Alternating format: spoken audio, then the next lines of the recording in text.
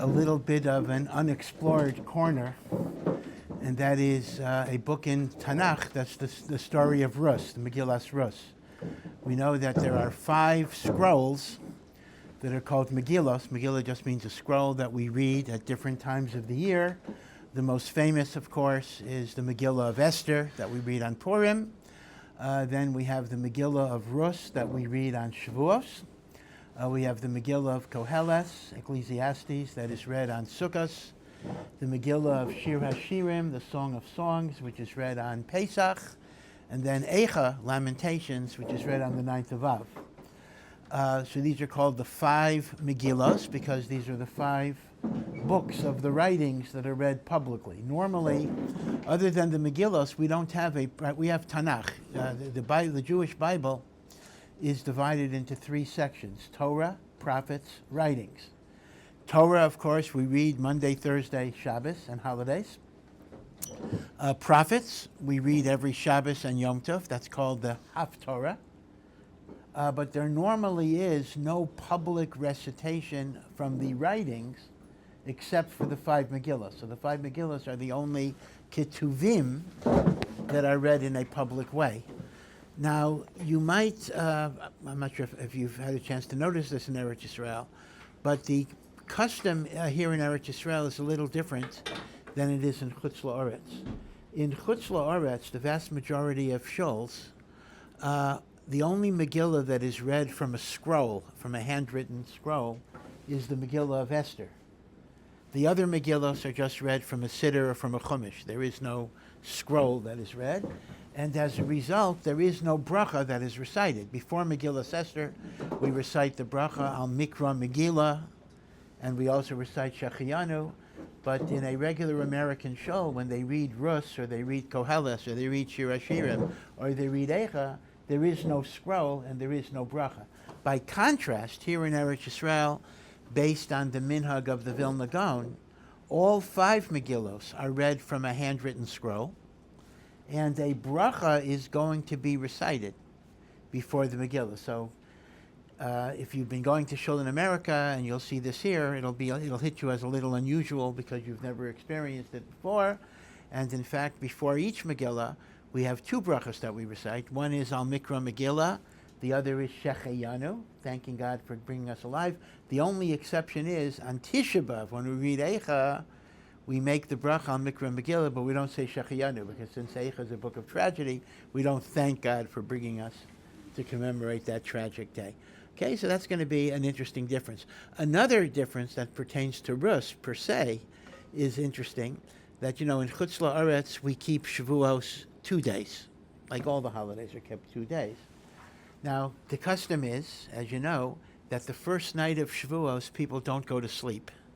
They're supposed to spend the night learning.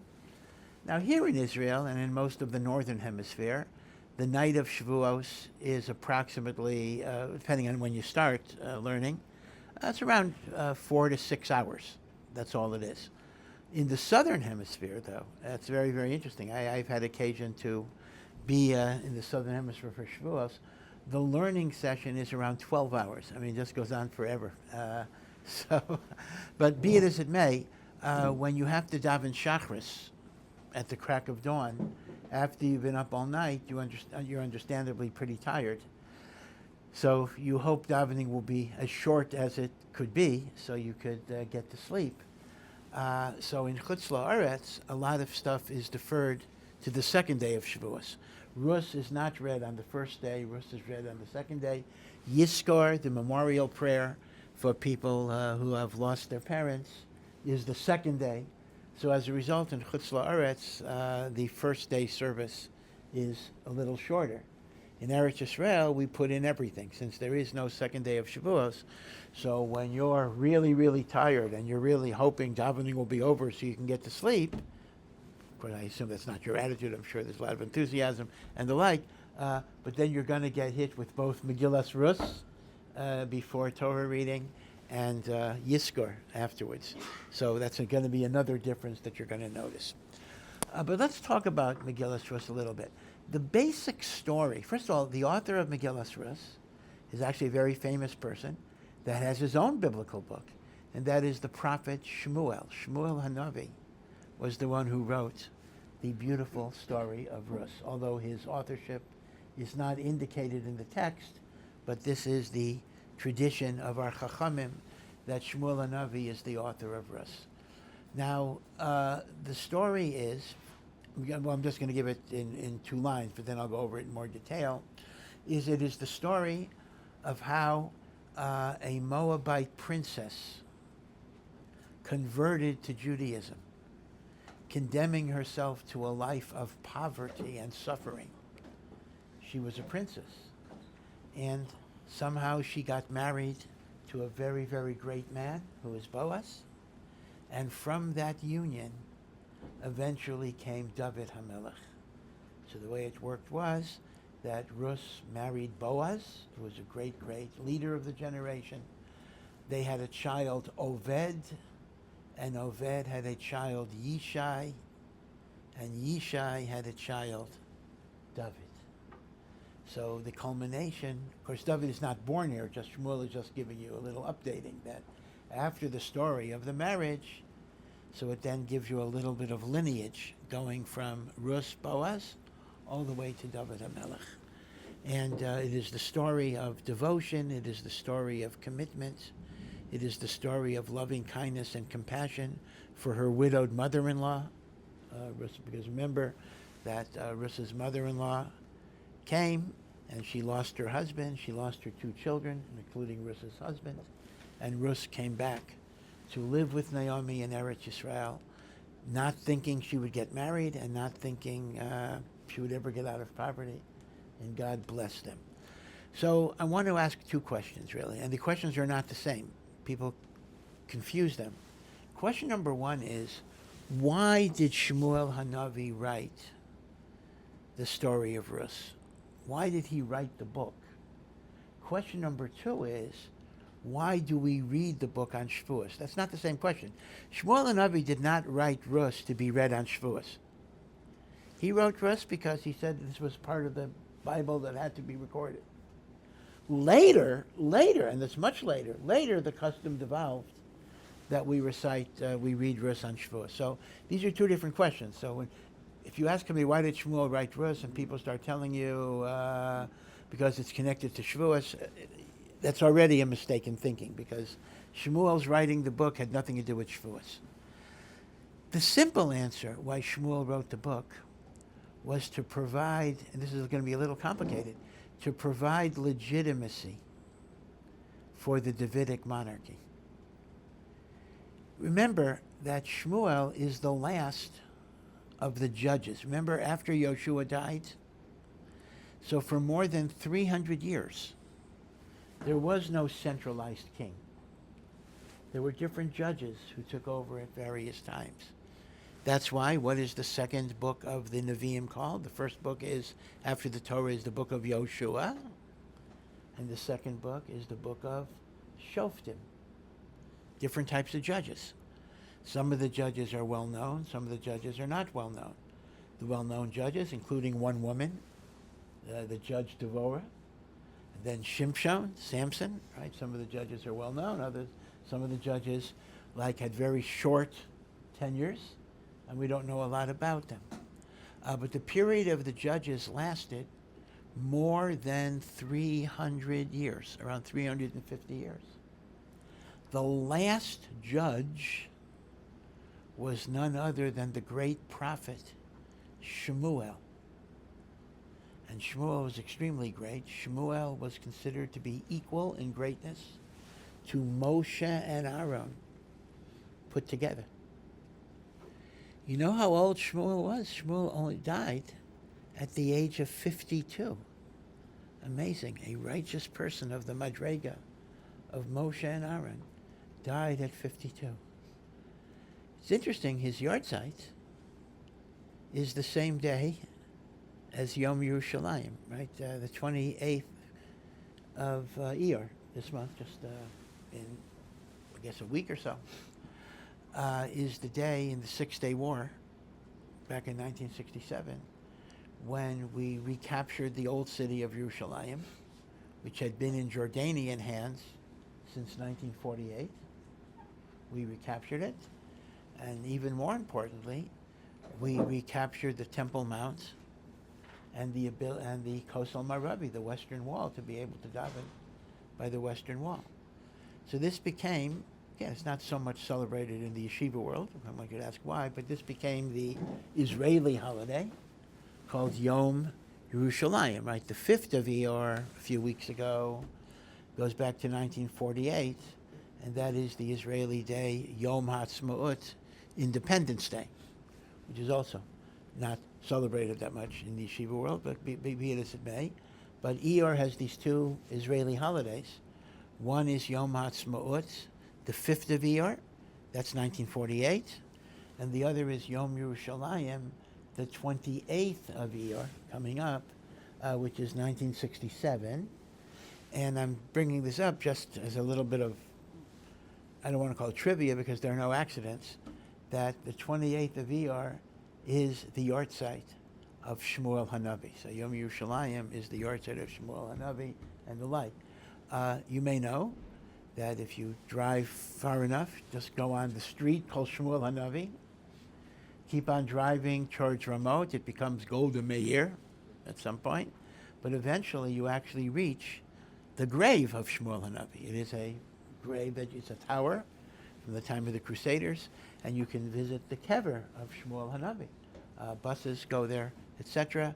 It is a makam of tefillah and the like. Sometimes the yeshiva used to take guys there. I haven't been aware of it recently, but maybe one of these times you'll be zocha to be mispalel at the grave of Shmuel Hanavi. Now, why do I say Shmuel is the last judge? For a very simple reason. In Shmuel's lifetime, the Jewish people went to him and they demanded a king. They said, we want a king to judge us like all the nations of the world. We want to be like everybody else. We want a king. Now, if you remember the book of Shmuel, which is Shmuel's own book, Shmuel tried to discourage them from having a king. Shmuel said, you don't want a king. He's going to tax you. He's going to take your children into slavery. He's going to create armies. He's going to wage wars. You don't want a king. Hashem should be your king.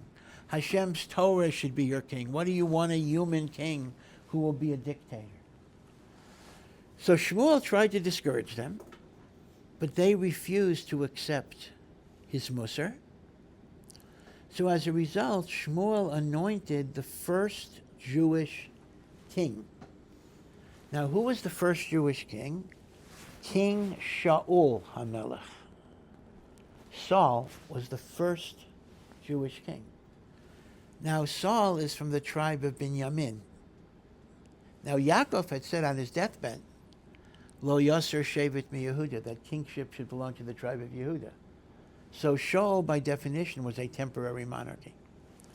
Shaul was king for only 2 years. And shortly after Shmuel's death, Shaul was killed in a war against the Philistines. But even before Shaul was killed, and while Shmuel was still alive, Shmuel told Shaul that because of his sins, he has forfeited the right to be king. What was Shaul's sin?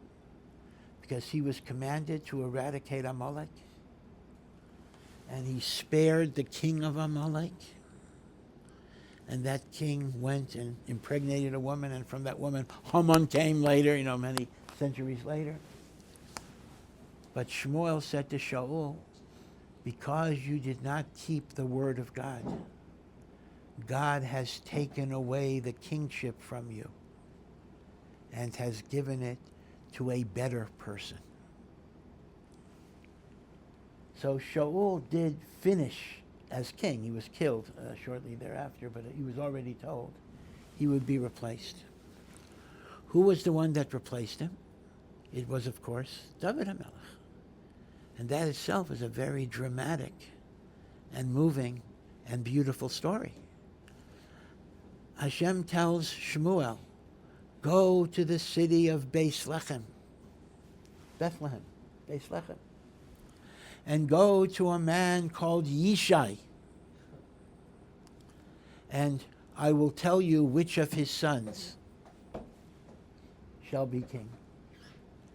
And he tells, so Shmuel comes to Yishai and says, bring out your kids. I got to look them over. And he brings out 7 of his 8 children, because King David, they thought he was the youngest. He was so insignificant, they left him with the sheep.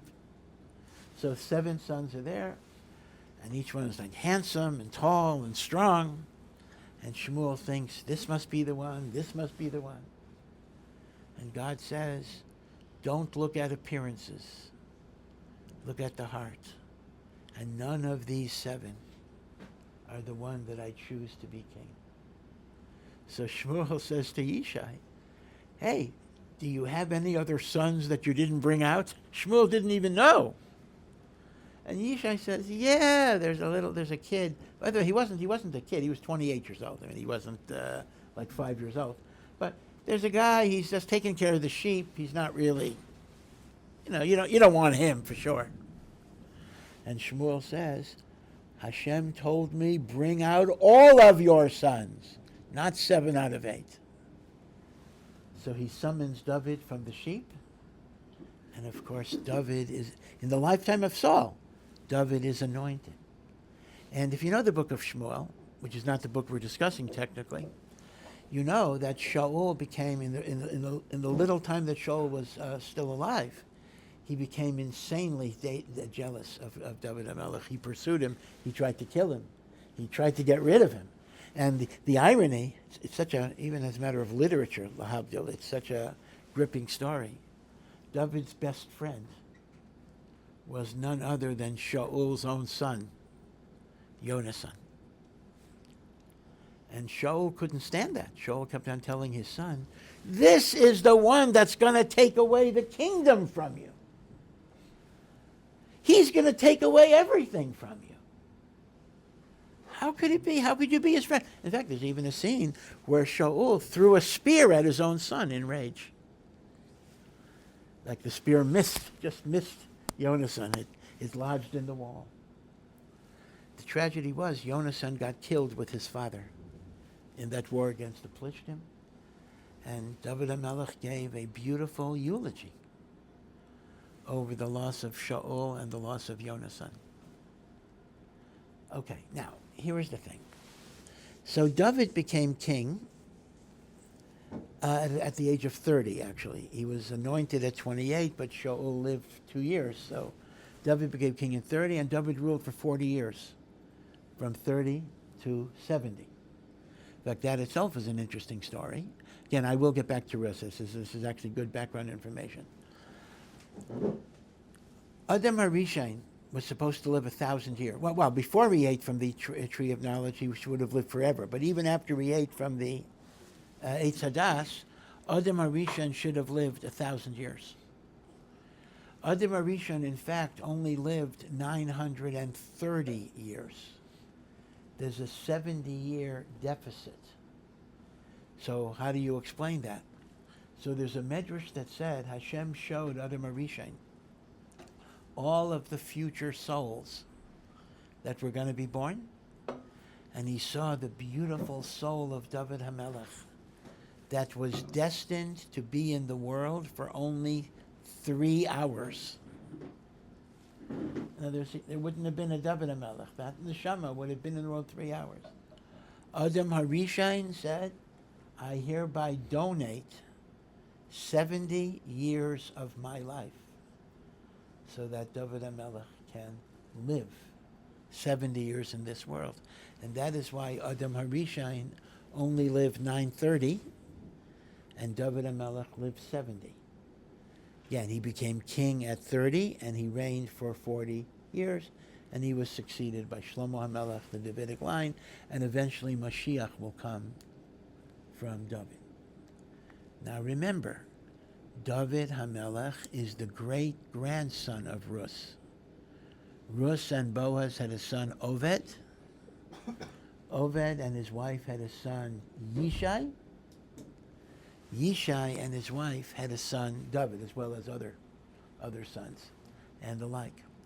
Which means Mashiach, who will come from David, will come from Ruth. If you come from David, you come from Ruth, because David comes from Ruth. Now, when David became king, David had many, many enemies, many, many people who hated him, many people who were jealous of him, many people who despised him. And I don't just mean external enemies, like the Philistines and the like. Of course, he had them.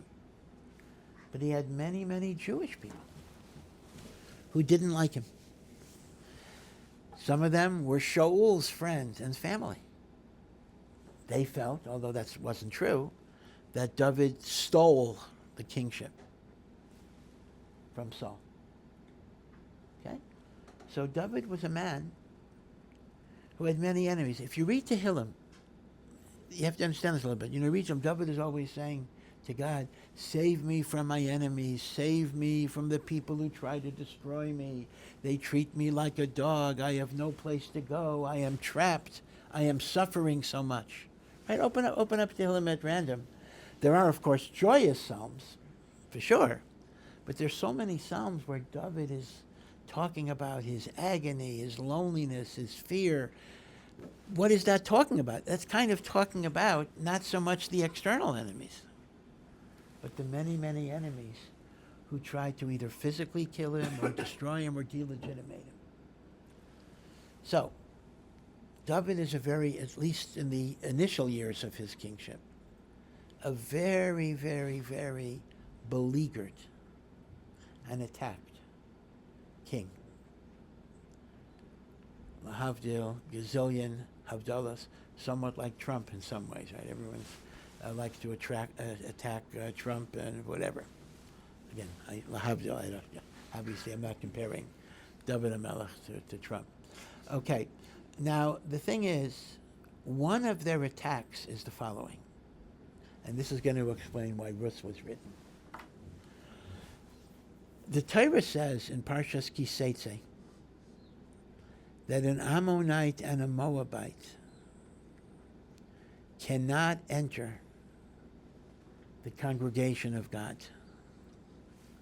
That's a pasuk. Lo yavo Ammoni uMoavi b'kal Hashem. Now, again, we have to have a little history here.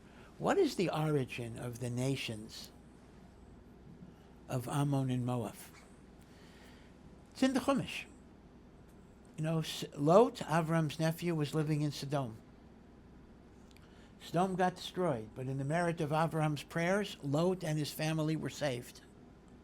So Lot ran away from Sodom as it was being destroyed with his wife and his 2 daughters.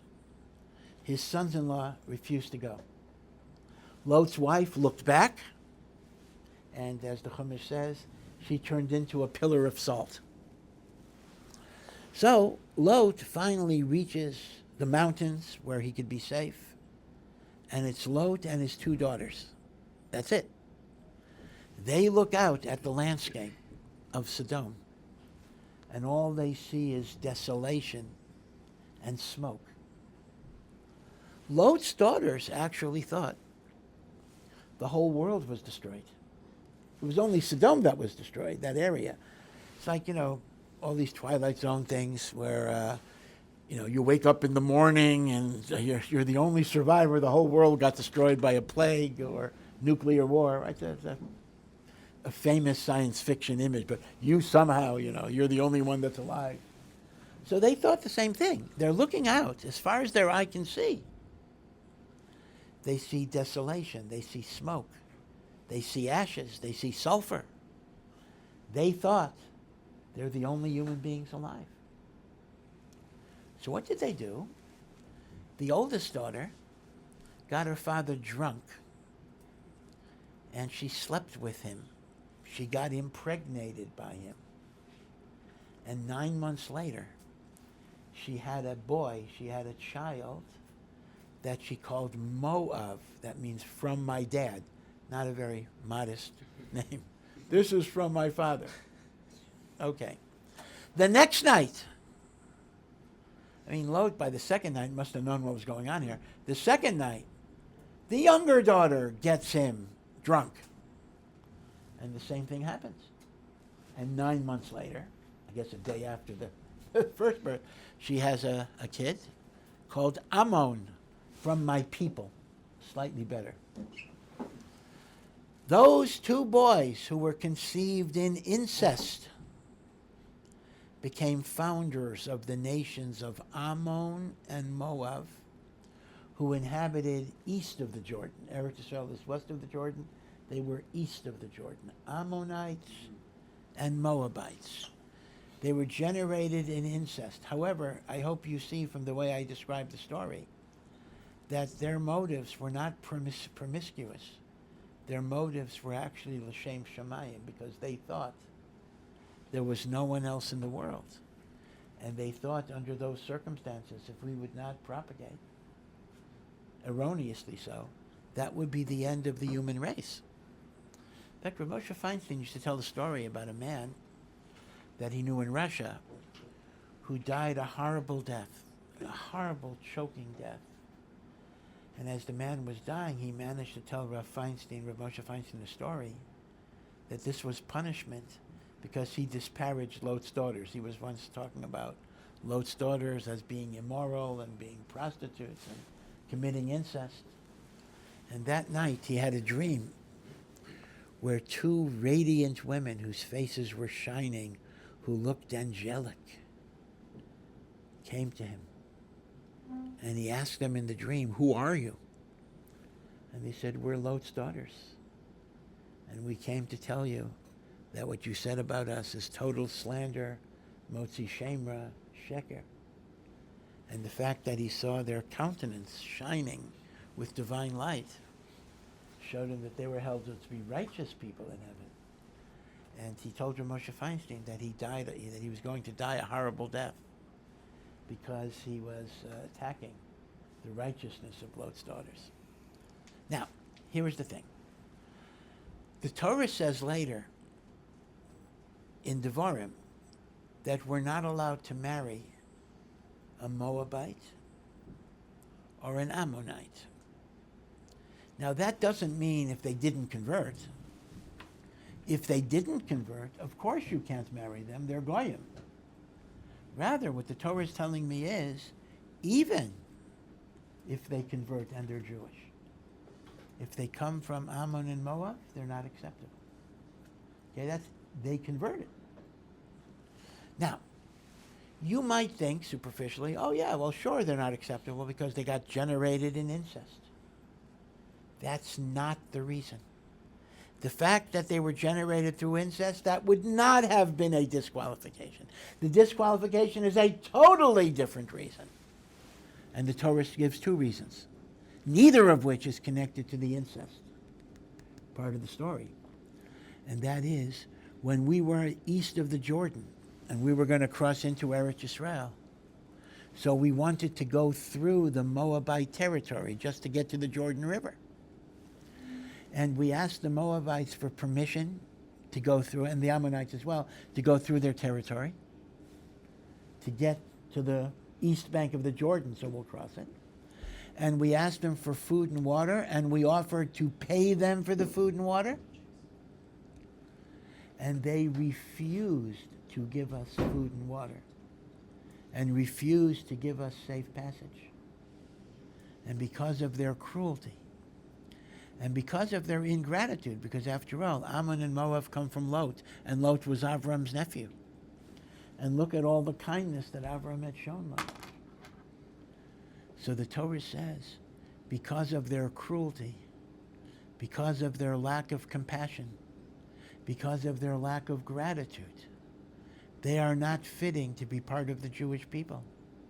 And therefore, even if they convert, and halachically they're Jewish, they don't marry into, they can marry amongst themselves, but they cannot marry into Klal Yisrael. So that's reason number one. They did not give us, even though we offered to pay, they did not give us food and water.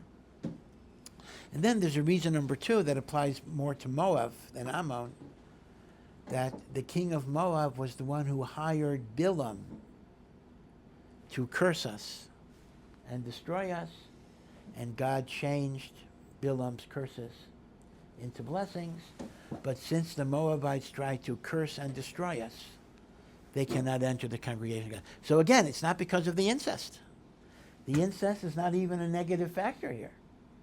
It's because of the lack of compassion, the lack of gratitude, selfishness, and hatred that they were excluded.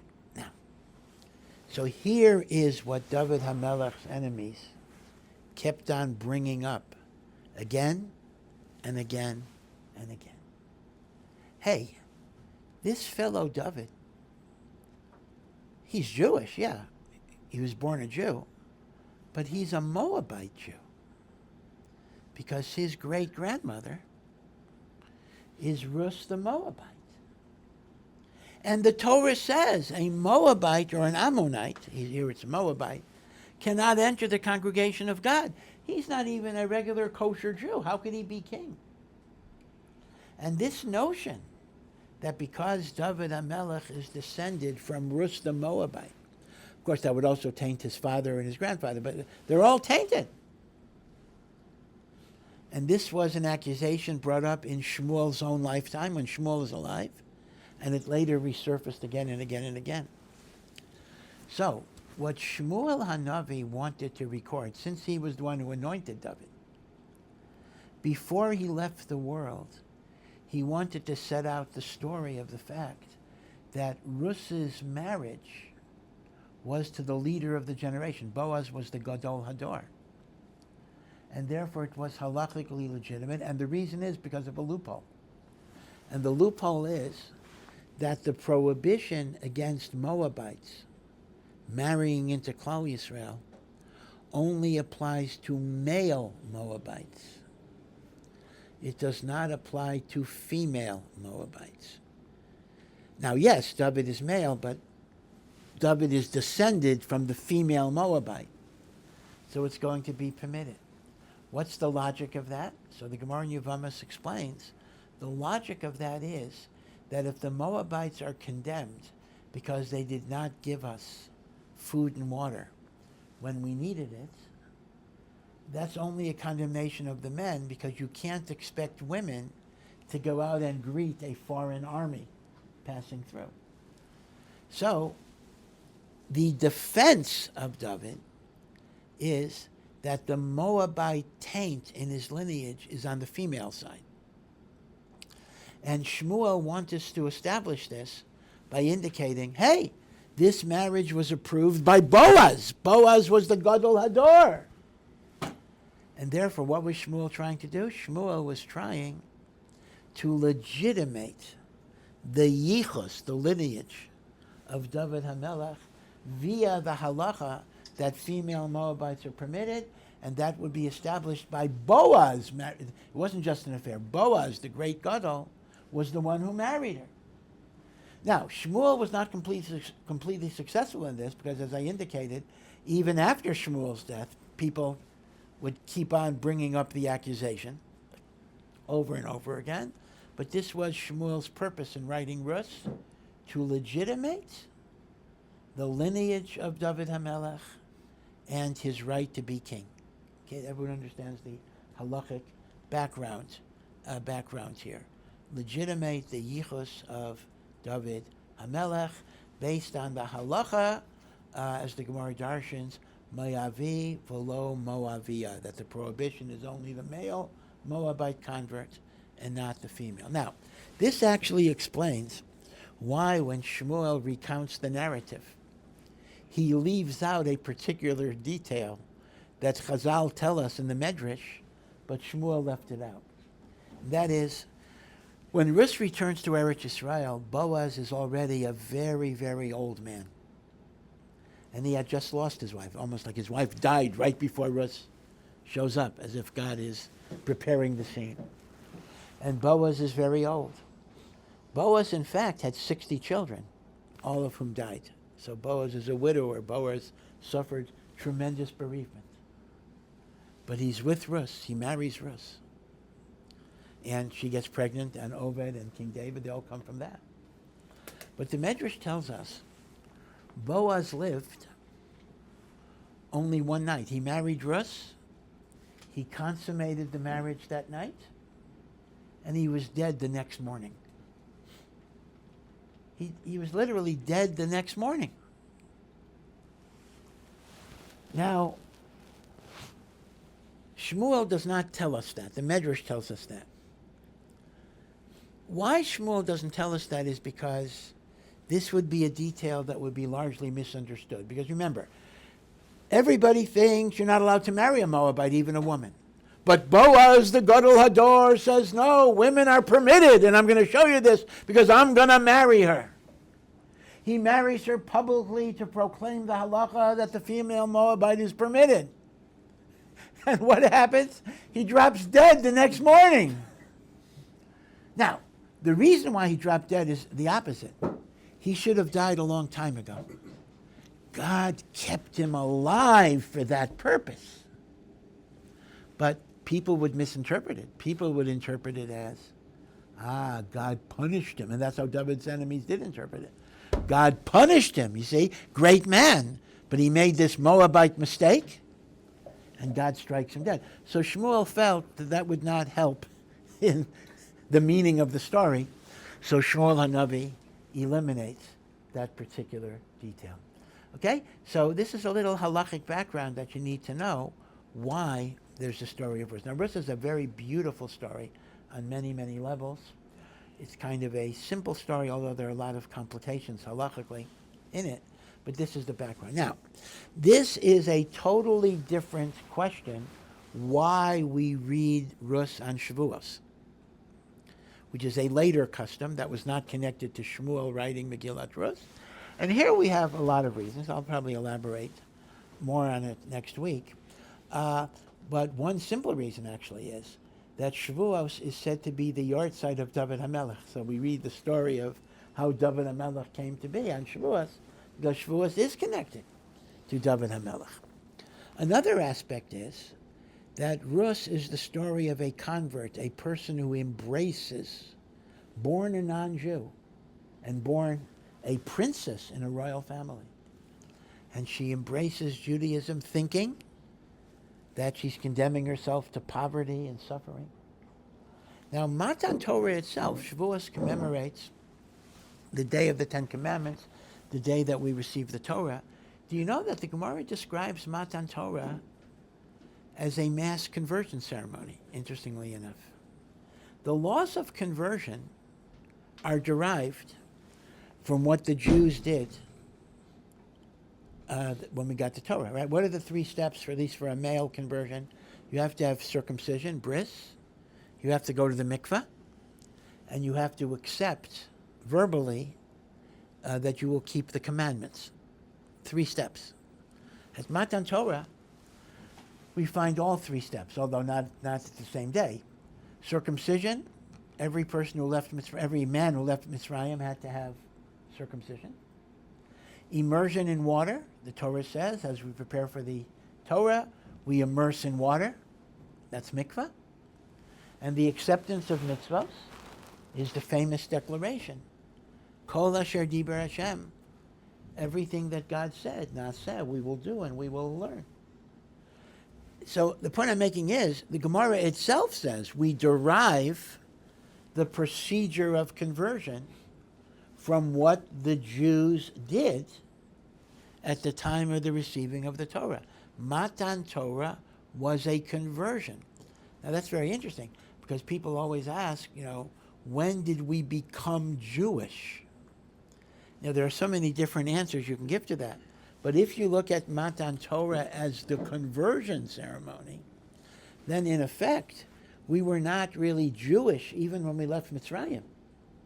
We became Jewish upon the giving of the Torah, Matan Torah.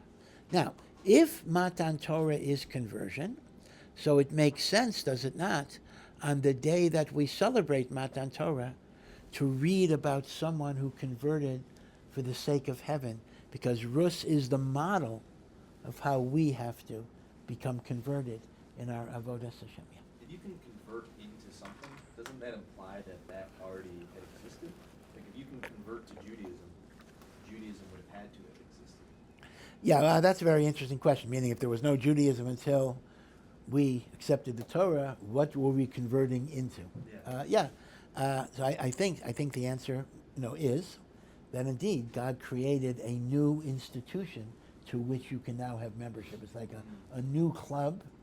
In other words, it's never going to be that way in the future. You're right. In the future, all conversion is to an existing thing. This was a conversion into a new thing. You can join my new club, so to speak. Now, the final idea is that Ruth is also a book about compassion, right? Ruth had tremendous compassion for her mother-in-law, to be with her, to take care of her. And part of the lesson we have to know is that there can be no Torah without chesed. That Torah without chesed is empty and meaningless, and therefore it is loving kindness that enables us to be ra'oi for Kabbalah Satorah. They say b'shem Rav Chaim Soloveitchik, the Brisker Rav, who was his son, used to say the name of Rav Chaim, and Rav Chaim was the Gain Shebagainim, the deepest of all Talmudic thinkers. Rav Chaim, I mean, to this day, Rav Chaim died in 1918, right? It's been a long time. I don't think there's anyone alive, maybe some very, very old people who even knew Rav Chaim, but to this very day, Rav Chaim Soloveitchik is considered to be the deepest of the deepest of the deepest. So he was not a person who was not machshav learning, that's for sure. But he once said, what did he say? Something along these lines, I'm not sure if it's the exact quote. When you close your Gemara to help another person, your Gemara remains open. And when you open your Gemara because you don't want to help another person, your Gemara is closed. Meaning, your Torah will penetrate you only with chesed. And part of the lesson of Ruth is that the chesed is what enabled her to receive the Torah, and that enables us to receive the Torah. Okay, so this was a little bit of an introduction to the story of Ruth. There's a lot of technical halachic background that you need to know to really understand what's going on. But this was Shmuel's farewell gift to David HaMelech. He wanted to write the narrative that would legitimate David HaMelech's right to be the king of Am Yisrael. But we'll continue this next week as some more things to talk about. Have a good week. Thank you for listening to this Ohr Somayach production.